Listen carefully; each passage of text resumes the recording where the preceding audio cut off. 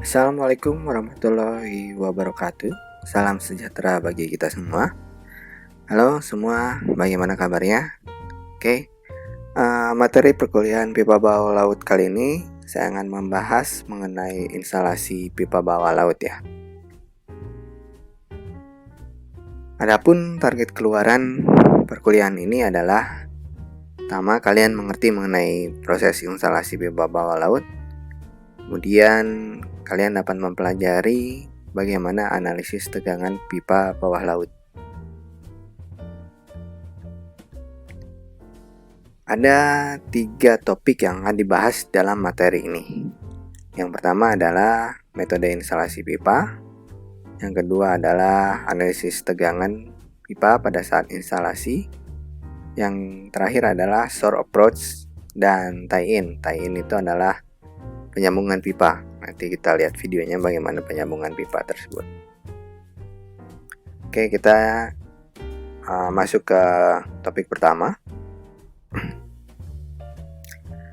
Oke, metode instalasi yang bisa digunakan di pipa bawah laut ada 3. Pertama adalah lay barge method, di mana lay barge itu ada S-lay dan J-lay teknik ya. Kemudian ada lagi reel barge method. Reel barge method itu ada yang horizontal dan ada vertikal reelnya. Nanti bentuknya seperti apa nanti di slide selanjutnya ya. Kemudian ada towing. Towing itu terdiri beberapa metode instalasi. Ada bottom, off bottom, mid depth, surface, and near surface.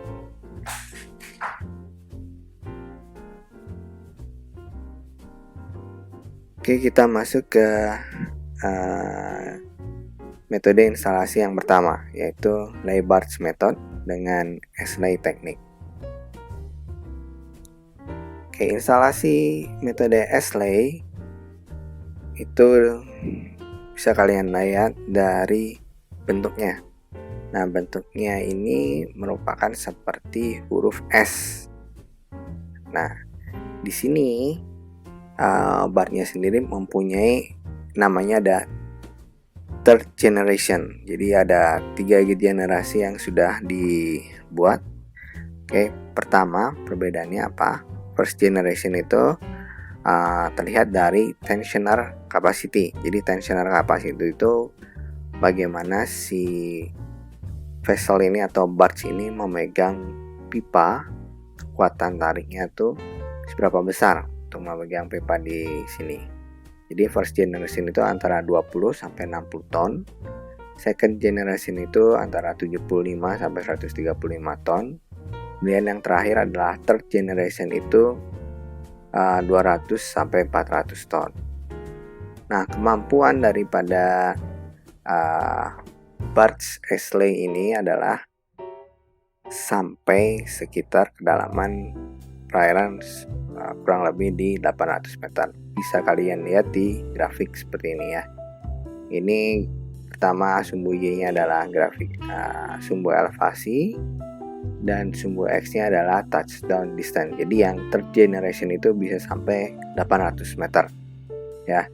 Jadi semakin dalam perairan maka gaya tariknya akan semakin besar. Jadi ya dibutuhkan istilahnya barge yang besar ya, yang mampu menahan gaya tarik seperti ini. Oke. Sekarang saya masuk ke arah properties daripada barge yang menggunakan metode S-lay.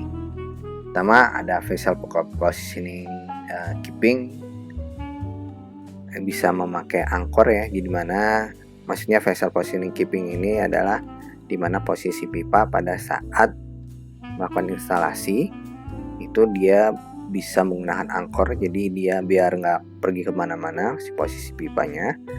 Kemudian yang kedua adalah bisa menggunakan dynamic position atau DP. Jadi DP ini otomatis, jadi tidak menggunakan angkor, jadi tidak ada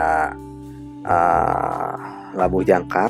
Jadi dia otomatis pipa itu akan menyesuaikan dengan posisinya dengan gelombang yang ada gitu. Jadi misalnya ada gelombang datang, dia akan otomatis menyesuaikan sendiri seperti itu. Oke, secara proses instalasi, prosedur umumnya adalah pertama, di kabel tersebut ada pabrikasi daripada pipa ya, secara horizontal. Kemudian ada tension control ya di area segmen. Nanti di slide selanjutnya saya akan membahas mengenai posisinya di mana itu tegangan segmen ya. Kemudian ada support and control per part of overband. Ini yang overband ini berada di area kapal, jadi nanti ada stingernya. Kemudian kalau yang segmen ini di mana pipa akan touchdown di bagian bawah seabed ya. Kemudian advance bar. Nah, ini adalah foto ya, gambar daripada first generation lay barge yang menggunakan metode S-lay. Nah, kalian perhatikan di sini adalah pipa yang keluar. Pipa yang keluar nanti masuk ke dalam perairan di sebelah sini. Yang kedua ini adalah second generation lay barge. Nah, kalau yang di sini ada stingernya. Nah, biasanya di sini bagian tensioner. Nah, di bagian ini disebut dengan nanti overband. Kemudian yang terakhir adalah generasi ketiga yang punyanya Saipem, ini namanya.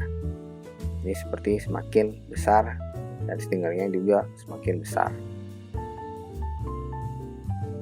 Oke, ini foto lainnya. Namanya kapalnya adalah Castoro Sei, punyanya Saipem. Oke. Di sini ada daripada pipanya. Ini adalah kapal supply-nya. Jadi bentuknya adalah semi submersible ya. Kemudian nanti dari sini keluar pipanya ke sini.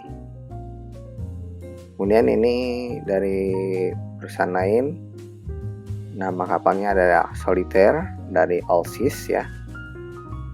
Bentuknya seperti ini, bentuknya seperti kapal. Jadi ada semi submersible, ada juga yang kapal. Oke, ini layout untuk metode S-lay. Jadi di sini ada pipa. Jadi ini storage-nya pipa. Kemudian masukkan ke sini. Nah, setelah bagian ini di 1 2 3 4 ini adalah welding station ya. Jadi di sini setiap join itu dilas. Nah, setelah dilas kemudian dilakukan X-ray untuk melihat apakah ada weld defect atau tidak, atau cacat lasan atau tidak. Nah, di sini ada tensioner yang tadi saya bilang. Jadi kekuatan tensioner tergantung daripada generasi pipanya. Kemudian setelah itu di sini ada joint coating. Jadi nanti setelah tidak ada weld defect, kemudian jointnya itu dilakukan coating ya, corrosion coating sama concrete coating seperti ini. Kemudian baru masuk ke perairan lewat stinger ini gitu. Nah, di sini ada stinger control. Stinger control fungsinya untuk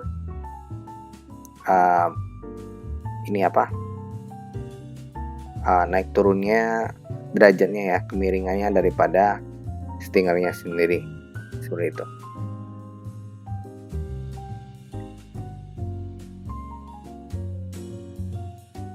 Oke, di sini ada pipeline support operation untuk metode S-lay ya. Pertama adalah anchor handling. Kemudian ada top vessel, artificial of anchor handling class. Kemudian pipe carrier of or cargo barge. Kemudian ada supply vessel. Jadi pada saat melakukan instalasi terdapat beberapa support mungkin dari vessel yang lain atau barge yang lain. Ini contohnya adalah barge daripada supply vessel. Nah, di sini biasanya ditaruh pipa-pipa yang dari tadi sebelum masuk ke pipe storage. Di sini vessel ini membawa persediaan daripada pipa segmennya gitu.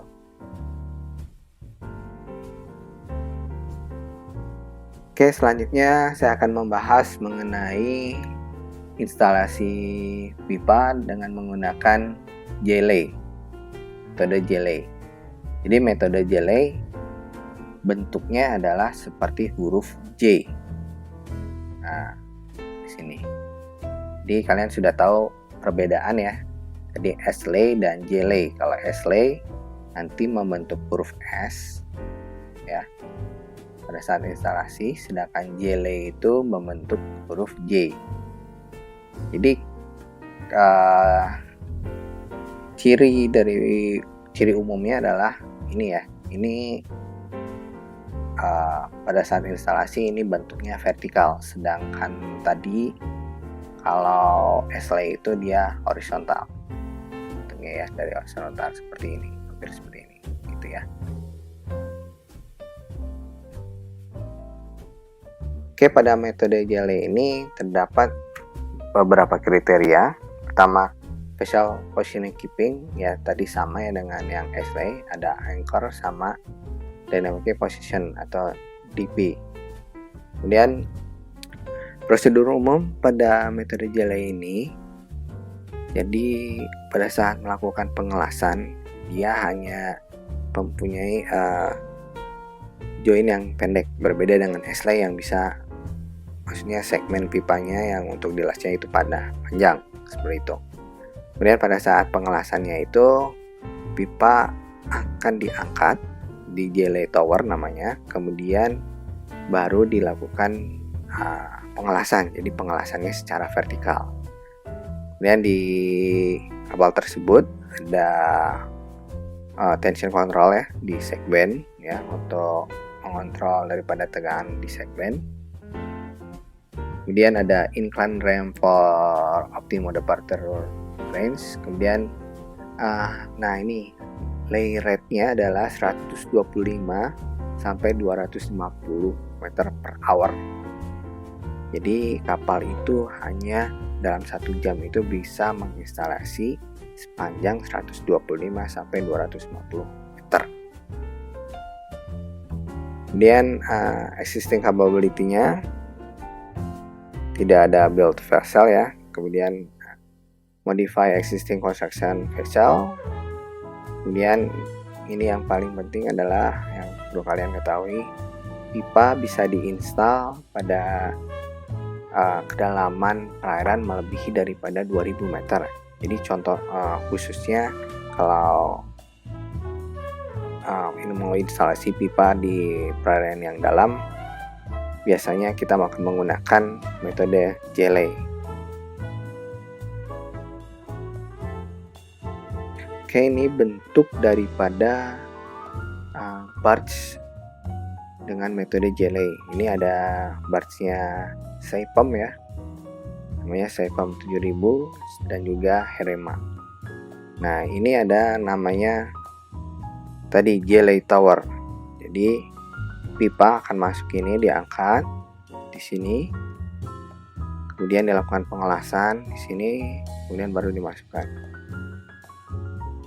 Seperti itu prosesnya. Nah, ini ya. Jadi nanti pipa dimasukin ke sini ya. Di towernya ini, kemudian disambung di sini. Kemudian di sini ada tensioner diluncurkan ke perairan secara perlahan ya. Nah, bagian di sini disebut dengan segmen yang tadi ya. Jadi kalau jelly itu tidak ada overbend. Jadi di sini karena lurus, dan dia baru berbelok di area pada saat mau touchdown terhadap seabed. Nah, di sini ada segmen. Jadi kalian perlu mengontrol tegangan segmen agar tidak terjadi buckling atau tekuk di situ. Nah, ini konfigurasi daripada jelly Nah, yang disebut ini bagian warna biru atau hijau ya, ini disebut jelly tower. Kemudian di sini adalah fixed tensioner. Di sini adalah traveling center tensioner. Jadi traveling tensioner itu dia bisa berjalan. Kalau ini fix itu bentuknya fix, jadi bisa memegang atau men-stop gitu. Nah, di sini biasanya dilakukan penyambungan di bagian sebelah sini. Oke. Metode instalasi pipa menggunakan metode relay. Jadi ciri khusus daripada relay itu apa? Jadi di sini ada roda besar ya, roda besar yang menggulung pipa. Jadi nanti dari gulungan pipa ini akan menyalurkan pipa ke area stringer. Kemudian bentuknya seperti ini. Oke. Nah, jadi ini ada size-nya ya, size daripada bentuk rodanya sebesar 25 meter dikali 16,5 dikali 6,5 meter. Kapasitinya sampai 2000 ton. Nah, untuk vessel daripada relay, dia sistemnya pakai anchor sama dynamic position ya. Kemudian fabrikasinya dia di onshore, sudah digulung ya sampai jauhan seperti 1 km. Kemudian lay rate-nya yang paling penting adalah 1000 sampai 1500 per jam. Oke. Nah, ini biasanya yang digunakan untuk di relay ini adalah pipa jenis CRA, jadi corrosion resistant alloy ya. Jadi materialnya dari material yang sudah anti korosi seperti itu. Nah, ini bentuk daripada vessel untuk relay. Jadi di sini relaynya. Kemudian nanti disambungkan ke area stringer. Di sini ada tensioner ya. Jadi di sini sudah tidak ada penyambungan daripada join ya, karena sudah dilakukan di onshore, sehingga di onshore sudah bentuknya di bagian roda seperti ini gitu. Jadi tinggal dia nanti tinggal menyalurkan ke laut saja gitu ya. Nih, adapun diameter pipa yang bisa dilakukan dengan metode relay. Jadi dari 4 inch sampai 16 inch. Dengan panjang pipa misalnya pakai 4 inch itu dia bisa sampai 100 km, 8 inch itu 30 km, 12 inch itu 16 km, dan 16 inch itu hanya sampai 8 km dalam satu reelnya ya. Jadi semakin kecil di reelnya akan semakin besar. Nah, CSO Apache ini adalah nama daripada vesselnya ya.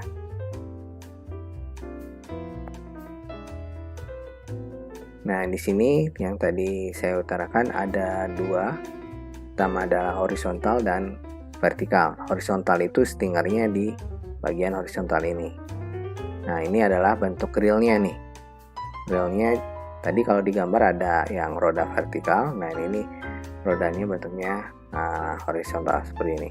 Nah, ini dialirkan pipa ke arah sini ya. Di diameter pipa biasanya cukup kecil, tidak seperti yang di SMS sama jelly itu bisa menggunakan diameter yang besar. Nah, ini bentuknya stinger yang ini adalah horizontal mounted reel vessel. Nah, sekarang yang vertikal adalah bentuknya dia miring seperti ini ya. Dan juga reelnya tidak seperti tadi horizontal, tapi bentuknya vertikal. Nah, di sini nanti pipa akan dialirkan ke sini, kemudian menuju area bentuknya seperti ini ya. Nah, yang di sini dipunyai adalah Technip ya, dari Technip. Technip itu nama perusahaannya.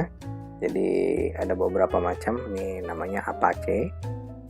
Apa itu nama kapalnya, dimiliki oleh Technip, kemudian Seaway Kestrel, Stolt Offshore, Scandinavica, Subsea 7, Venica, Subsea 7. Ini lebih jelasnya, yang tadi pakai vertical reel ya, bentuknya seperti ini. Nah, ini pipanya cukup kecil, yang warna hitam-hitam ini adalah join ya, kemudian masuk finger, kemudian masuk ke perairan lautan. Oke, metode instalasi yang terakhir untuk pipa bawah laut adalah towing method. Nah, tadi saya pernah utarakan di towing method itu ada beberapa metode instalasinya ya. Pertama adalah bottom tow.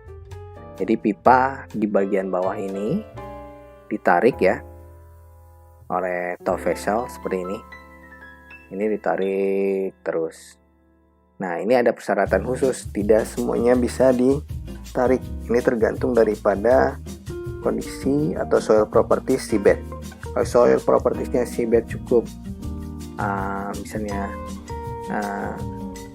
sedang daripada lunak, bisa untuk ditarik ya, maksudnya tidak menimbulkan friksi yang sangat besar, itu bisa dilakukan. Nah, ini bagian daripada balon-balon ya, untuk dia bisa mengapung seperti itu. Jadi ini dia ditarik terus sampai ke KP terakhir atau kilometer point terakhir. Kemudian ada off bottom tow. Nah, di off bottom tow itu dia pipanya mengapung ya, jadi tidak bergesekan di seabed seperti ini.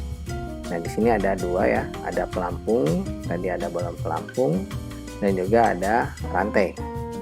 Rantai ini fungsinya sebagai pemberat ya, sehingga dia tetap berada di kedalaman seperti ini gitu. Kemudian selanjutnya dia di mid depth ya, jadi control depth tow namanya, control depth tow. Jadi pelampung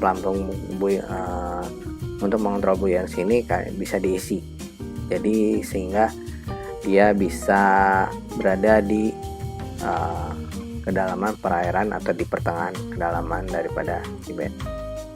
Nah, fungsi daripada rantai ini sebagai pemberat. Kemudian yang terakhir adalah surface tow, jadi di bagian permukaan laut ya, dimensi level itu dia ditarik. Jadi ada dua kapal seperti ini, sama halnya yang control depth tadi ya, ada dua kapal yang melakukan instalasi seperti itu. Oke, untuk metode towing, vessel position and keeping, jadi biar posisi vesselnya atau kapalnya itu dia stabil. Ada stern bow thruster ya, karena dia terus bergerak, jadi tidak menggunakan anchor sama dynamic positioning. Kemudian twin screw variable pitch propeller, jadi ada baling-baling di bagian bawah ya. Kemudian general prosedur atau prosedur umumnya, biasanya pipa itu sudah tersambung sangat panjang di konsol, jadi tinggal ditarik aja seperti itu. Dan untuk menggunakan towing ini biasanya tidak di perairan yang tidak terlalu dalam. Nah, ini kalian bisa baca sendiri ya. Di sini ada launch tow string by pulling offshore, kemudian ada adjust buoyancy, yang tadi buoyancy itu ada pelampungnya, kita bisa di adjust ya. Tow to side using high pull force vessel. High pull force vessel itu ada kekuatan daripada kapalnya itu sendiri. Various tow method yang tadi ya, konsepnya yang bottom, kemudian control depth ya, kemudian ada surface.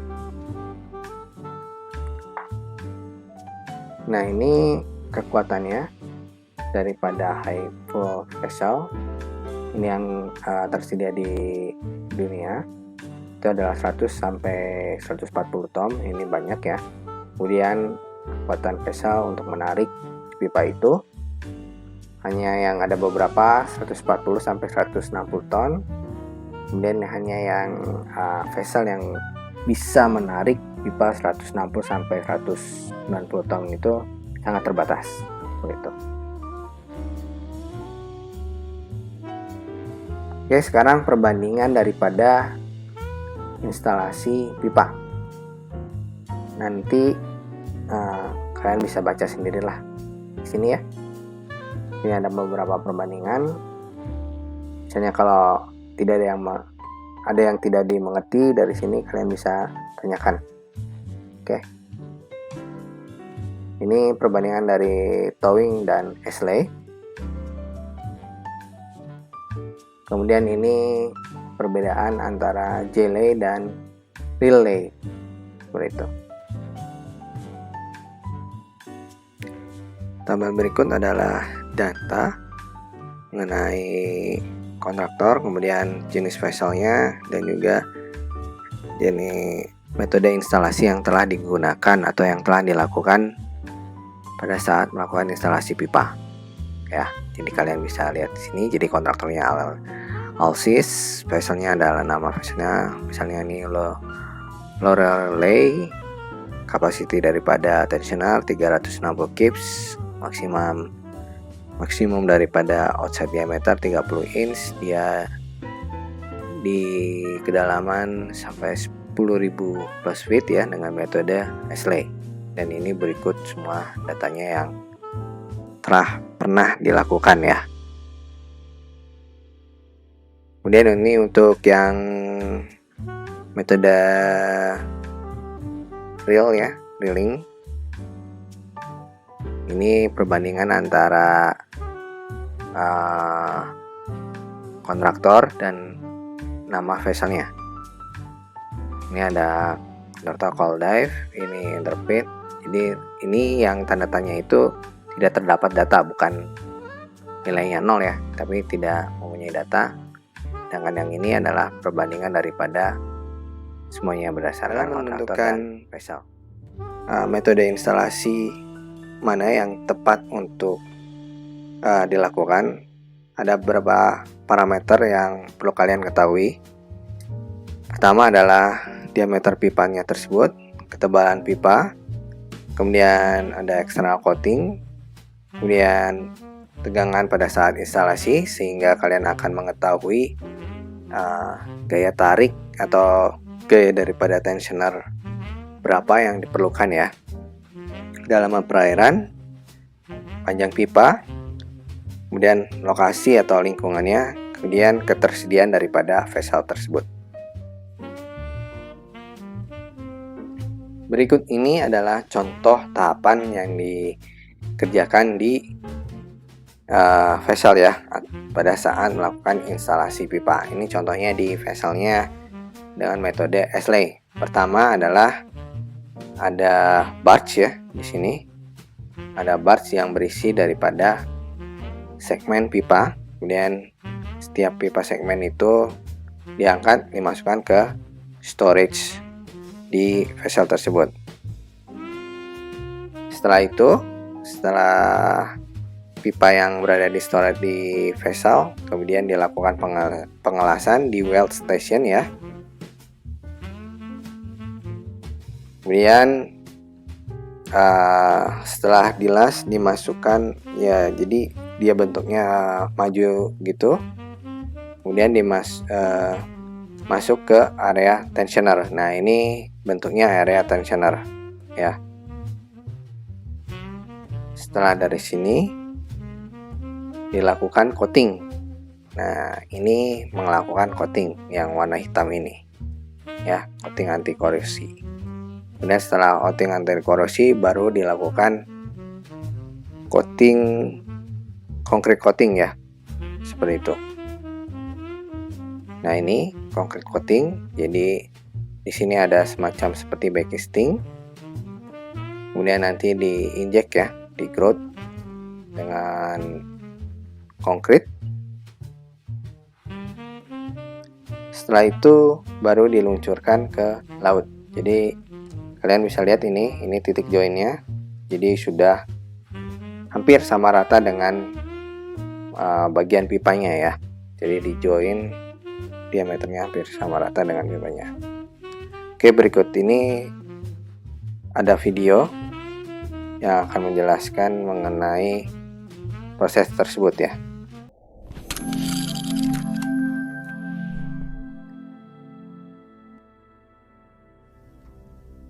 At Wood Group, we have over 30 years of experience in developing engineering and visualization software for the global energy market. One of our core areas of expertise is offshore pipeline installation. The latest versions of our PipeLay and OptiLay software products are enabling a digital transformation of the design, planning, and monitoring of offshore installation processes.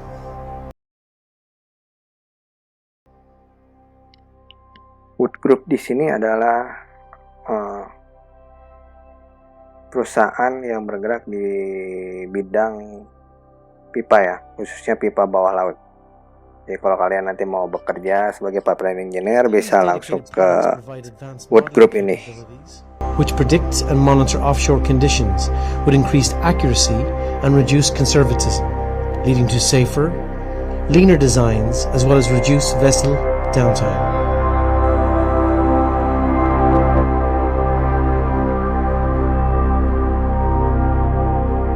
Such capabilities are provided in automated environments where engineers can analyze scenarios in a productive manner with the peace of mind. Ini pada saat pipa diluncurkan di dalam laut ya, sehingga membentuk seperti huruf S.